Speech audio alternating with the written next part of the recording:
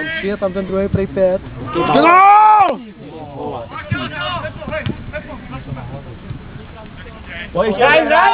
Ten myslel tohle toho, jo? Jirku, ten myslel šolce.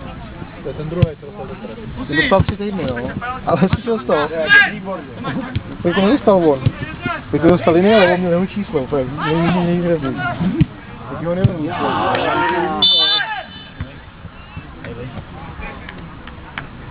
Kluci, dobře to je, pořád takhle, Pepo, výborně. Ty by dělal s tou kamerou, tady sedí.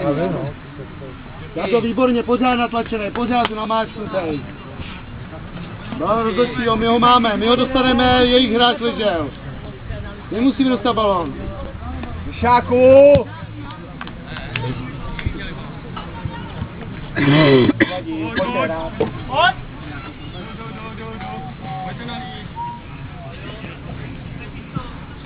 Járo, to je ono, Járo, to je ono, Járo.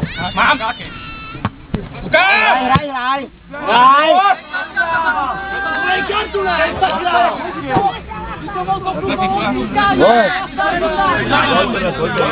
Dej mu jí,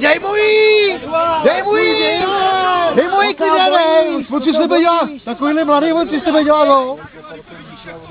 Úplně v pohodě. Úplně v pohodě měl dostat. On tě pošle, máš žlutou za kecání a až pošle do prdele. Chybo, já bych, ten by běžel hoší. Ty jsi faul, ne? Ty jsi... Proč nepíš faul, teďko?